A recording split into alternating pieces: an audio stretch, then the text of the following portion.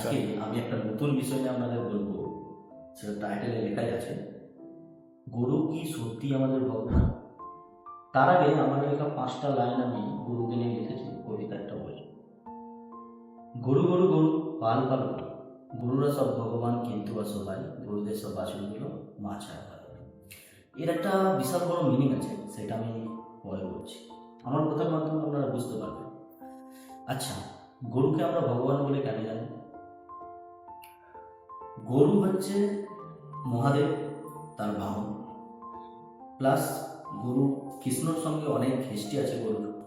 কৃষ্ণর অনেক ছবিতে গরু বাছুরের ছবি আছে, এবং 33 প্রকারের দেবদেবী গরুর মধ্যে বসবাস করে, তাই এটা আমরা জানি। এই জন্য গরু আমাদের ভগবান। আমিও মানছি গরু আমাদের ভগবান, কিন্তু কারণটা আলাদা। কারণটা হচ্ছে, আজ থেকে 20 বছর আগে যাবে, তারও আগে যাবে, যখন আদান প্রদানের সময় চলত, কিছু দিয়ে কিছু নিয়ে বিনিময় প্রথা, তখন আমরা দেখেছি গরু দিয়ে চাল নেওয়া, গরু দিয়ে শাকসবজি নেওয়া। 20 বছর পেছনে যদি যায়, মানে এটা 2025 সাল, 2020 সালে যদি আমি যাই, তখন কি দেখেছি? প্রত্যেকটা বাড়িতে গরু আছে ছিল। গরুগুলো কি হতো, কি কাজে লাগতো মানুষ?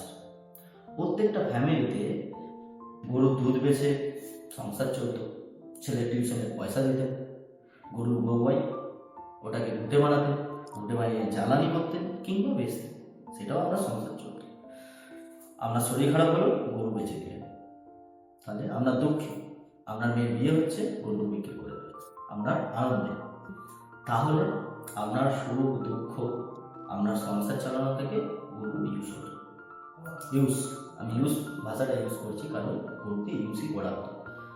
এক্ষেত্রে যদি আমরা মানি গরু আমাদের ভগবান, গরু ভগবান, কিন্তু আমরা জানি কি গরু আমাদের ভগবান কেন? গরু আমাদের মহাদেবের বাহন, গরু কৃষ্ণর সঙ্গে ছিল, গরুর মধ্যে 33 প্রকারের দেবদেবী বাস করে, তাই জন্য ভগবান বলে জানি।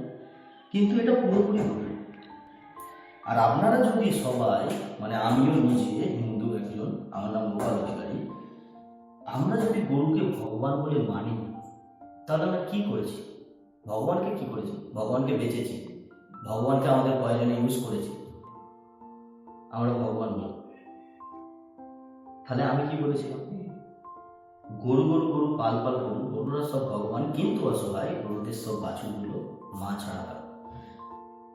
আপনি ঠিক করে একটা গরুর বাছুরকে দুধও খেতে দেন, আপনি তাকে কিন্তু ভগবান মানেন। সেই বাছুরটাও কিন্তু গরু, সেও ভগবান। একটু বড় হলো, এর বাছুর হোক, বেঁচে দাও, বগনা বাছুর বেঁচে রেখে দাও, নাহলে মাটা বয়স হয়ে গেছে, বেঁচে দাও। মা ছাড়া, কোনো না কোনোভাবে মা ছাড়া হয়, বাছুরগুলো মা ছাড়া হয়। তাহলে গরু আমাদের ভগবান, কারণটা হচ্ছে আলাদা, আমি যেটা বললাম। এখন যে জিনিসটা আমি দেখেছি, আমাদের ভালো লাগে, আমার দেখে খুব ভালো লাগে, গরু মুসলিমরা ধরে নিয়ে যাচ্ছে খাওয়ার জন্য, ওটাকে রেস্কিউ করাচ্ছে। রেস্কিউ করে আমরা কি করছি? বিভিন্ন এনজিওতে পাঠাচ্ছি। এনজিও কি করছে? ওটাকে গরুদের যার যেখানে প্রবলেম আছে, কোথাও পা ভেঙে গেছে, কেটে গেছে, ইয়ে হয়েছে, ঠিক করছে, আর গুড, তার জন্য হাত তালো। বাট তারপরে ওটা কোনো সরকারি ফার্মে চলে যাচ্ছে কিংবা এনজিওর ফার্মে চলে যাচ্ছে। এনজিওর ফার্মে কি হচ্ছে?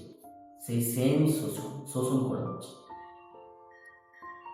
গরু আমাদের ভগবান, কিন্তু তাকে যে আমি রেস্কিউ করলাম, রেস্কিউ করে তাকে সেবা সুস্থ করলাম, তাকে কি আমি ঘন জঙ্গলে ছেড়ে দিয়েছি যেখানে শুধু ঘাস আছে?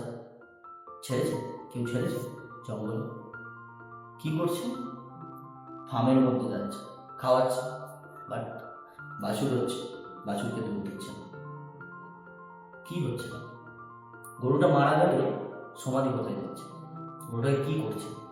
তার হদিস আছে আপনাদের? আমরা যদি মায়ের দুধ না পেতাম, তাহলে আমরা এই সুস্থ সবল হয়ে দাঁড়িয়ে ক্যামেরার সামনে আমি বলতে পারতাম না, আমার অত জ্ঞান হতো না। তাহলে ভাবুন, একটা বাছুর কতদিন আপনি দুধ খেতে দেন? চোর 10 দিন, তারপর থেকে তাকে জাবনা খাওয়ানো প্র্যাকটিস করে, কারণ গরুর দুধটা বিক্রি করতে হবে, বিক্রি করে কিছু পয়সা আছে।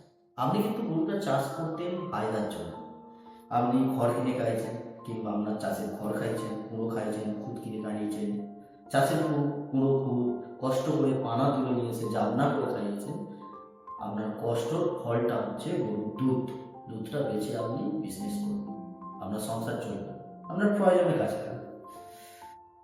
ভাবুন, যদি আমাদেরকে কেউ এইভাবে ইউজ করতো তাহলে কি হতো আমাদের।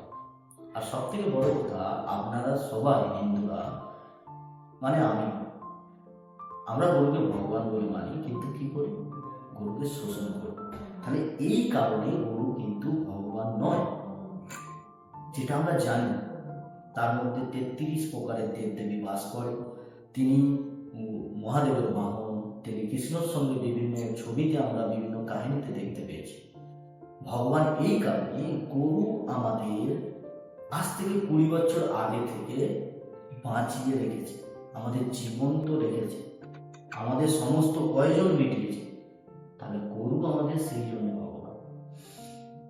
তো যাই হোক, আমার কথা অবশ্যই আপনারা বুঝতে পেরেছেন। ভালো লাগলে লাইক, শেয়ার, কমেন্ট করবেন, মানুষের কাছে পৌঁছে দেবেন ভিডিওটা, যাতে ঠিক জিনিসটা মানুষ সবাই জানতে পারে। ধন্যবাদ।